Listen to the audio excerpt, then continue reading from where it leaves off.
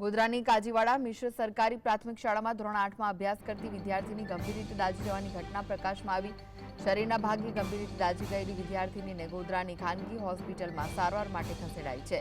વિદ્યાર્થીની ક્લાસરૂમમાં કોઈ જ્વલનશીલ પદાર્થથી દાઝી હોવાનું પ્રાથમિક તારણ છે। ત્યારે આ ઘટનાને લઈ ડીપીઓએ હોસ્પિટલમાં વિદ્યાર્થીનીની મુલાકાત લઈ સ્થળ તપાસના આદેશ આપ્યા હતા। વિદ્યાર્થીની આટલી ગંભીર રીતે ક્લાસરૂમમાં કેવી રીતે દાઝી, ક્લાસરૂમમાં જ્વલનશીલ પદાર્થ કેવી રીતે આવ્યો, જ્વલનશીલ પદાર્થ કોણ લાવ્યું, વિદ્યાર્થીની ઉપર એસિડ એટેક કરવામાં આવ્યો તેવા પણ સવાલો ઉભા થઈ રહ્યા છે।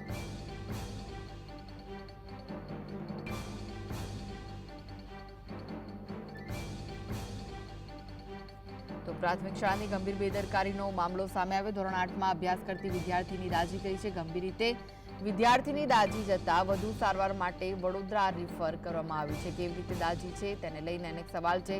શાળામાં શિક્ષકો હાજર હોવા છતાં આ ઘટના કેવી રીતે બની તેને લઈને સવાલ ઉઠી રહ્યા છે।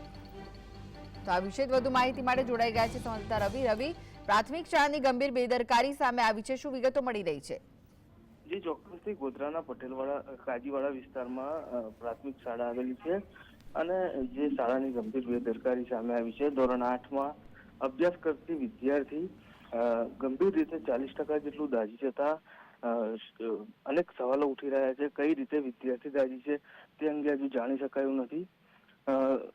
વિદ્યાર્થી ગંભીર રીતે ઇજાગ્રસ્ત થતા તેને ગોધરાની ખાનગી હોસ્પિટલમાં સારવાર અર્થે શિક્ષકો લાવ્યા હતા અને છે તેઓ પણ ઘટના સ્થળે દોડી આવ્યા હતા અને મોડી રાત્રે વિદ્યાર્થીને વધુ સારવાર માટે વડોદરા રિફર કરવામાં આવી છે। પરંતુ આ સમગ્ર ઘટના કઈ રીતે બની તે હજુ સુધી કંઈ પણ બહાર આવ્યું નથી। શિક્ષકો છે તે કંઈ પણ બોલવા નથી તૈયાર અને હાલ વિદ્યાર્થીની સ્થિતિ ગંભીર હોવાનું જાણવા મળી રહ્યું છે।